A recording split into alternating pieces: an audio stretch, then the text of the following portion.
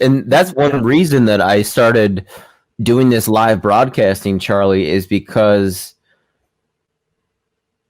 yes, the situation right now, it's simmering, and it's been simmering, and it's getting warmer. Maybe we're reaching an apex. The thing is, we don't know because it's such a multivariable equation, and it's not even an equation. It's a graph that keeps just changing. It is an equation, but it does keep changing. So we don't know.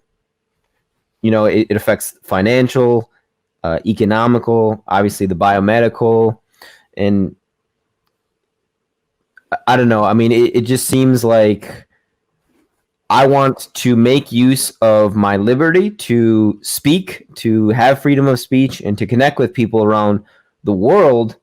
I want to use it while I can. Yeah. And I didn't want to, because I do foresee, okay, it could be, this could be a boon in the long run, right? We learn from it. We don't let the government and the media take advantage of us. We have masks and gloves and proper sanitary, precautions and supplies in our houses, et cetera, et cetera. We're set for a few weeks. Or this leads to World War III, which I do think is a possibility, and not a huge one, but we could be going down that road of martial law, losing all your rights. You can't broadcast. So for me, it was like, I'm trying to talk to these people that I really respect and whose work I'm interested in while I still can, and make use of these freedoms that we have in this great country. Because I do believe in it, and I do have confidence in our principles as a country, not so much as the people who are currently leading it. For sure. And I had this conversation with James Corbett, actually, from Corbett Report. He did a documentary called Medical Martial Law 2020.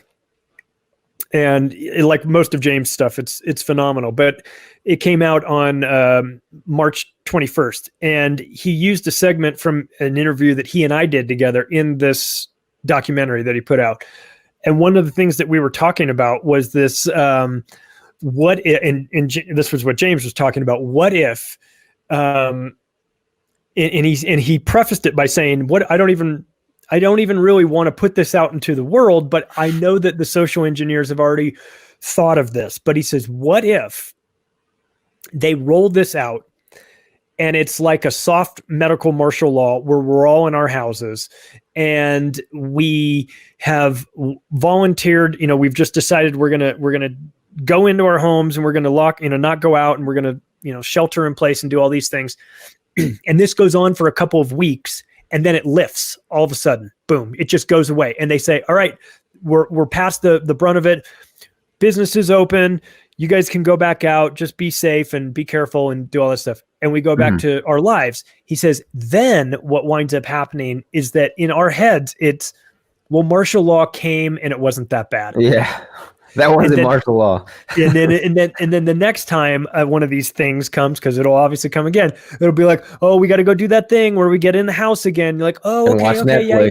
And we watch Netflix and it's not all that bad. And we kind of willingly go in, and then it's longer, and then it's even more severe, and then you know what I mean. And so it is. It gets people comfortable with the idea of it.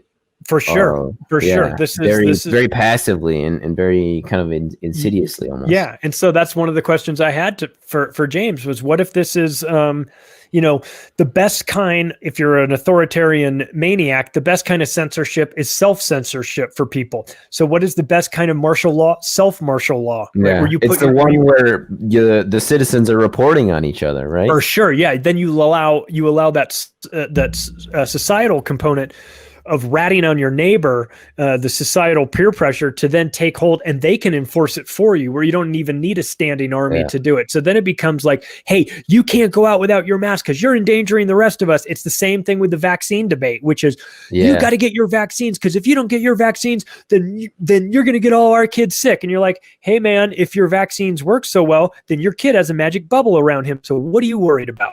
And they don't have an answer for that argument, of course. But you'll wind up just fighting with idiots all day long that are like, put your mask on, and you're like, screw you, So this is what it'll be. You don't have to. It doesn't have to be overt martial law where you have troops on every street corner. That may come, of course, but it can also be this more devious form of self quarantine, Yeah. which is I you read know, some of stuff. the Time Life series on World War II, which is just phenomenal, and I highly recommend people check it out. I actually haven't read them all, but I learned that the Nazis, they ran the entire country of Norway with like 800 Germans, and the rest Oh were wow. collaborators. The rest were collaborators. The entire country of Norway was ran by 800 Germans. And the thing is, Wow. they couldn't have done this otherwise. They didn't have enough people. You know, the Yeah. collaboration is required. Yeah. In those types of situations, like the Netherlands too, most of the police force, they just switched over, started working for the Nazis, like with the Yeah. the exception of a select few. So when there's kind of overreach of the centralized forces happens, they rely on citizens snitching on each other and collaborating with them. For sure. The Department of Homeland Security under Janet Napolitano rolled out a program called "If You See Something, Say Something." Oh, you mean like Edward Snowden did? Yeah, I'm going to get right on that. You know, or you mean like Thomas Drake? Well, all these people that saw something and then said something, like Julian Assange and and Chelsea Manning, all these people that saw something, said something, and then how were they treated? They were treated like criminals. They were buried under the prison. So this stuff it doesn't work well. And I would remind people like these collaborators that want to work with the government and be snitches. Well, you know what also happened during World War II with the rise of Hitler was, he had the brown shirts, which were his little army that he rose up with, and they took care of all those people. But he grew a parallel army alongside that he didn't tell them about, which was the SS. And then once the brown shirts did their thing, he sucked the SS on the brown shirts and wiped them all out. So all you cops that think that you're just going to go work you're going to be on the government's payroll. When they want to put martial law, you're going to enforce it and everything. Be very careful, because when they're done with you, they will get rid of you. That's how it always works. So, collaborators, and even Eric Garcetti in LA, who's put out the mayor of LA said, talking about, oh, well, snitches get rewarded.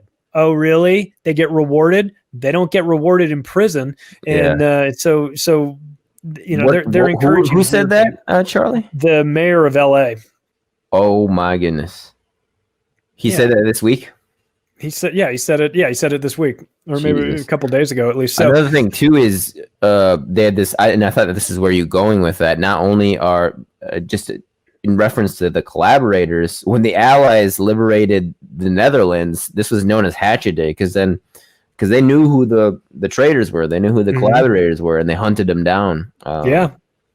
After. Yeah, be very careful about taking jumping on to be on the government side, because the government has no loyalty. They have no loyalty. And let's face it, all these cops and everything that, like when you see the yellow vest protests in France and everything, those cops are one bounced paycheck away from switching sides, So it's not like they are doing that out of like the goodness of their heart. They're being It's like paid. A proxy battle, essentially. Yeah, it is. It really is a proxy battle. In fact, when Occupy Wall Street happened, and they allowed that to go for a while, and then all of a sudden there were a million cops there to crack down on things.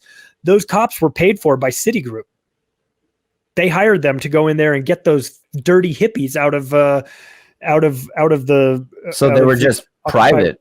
They were cops, but they were paid. Their overtime was picked up, and the Citigroup just paid the bill for all of them. So that's they basically like mercenary work, essentially. Exactly. And if those cops hadn't agreed to do it, they would have brought in Blackwater.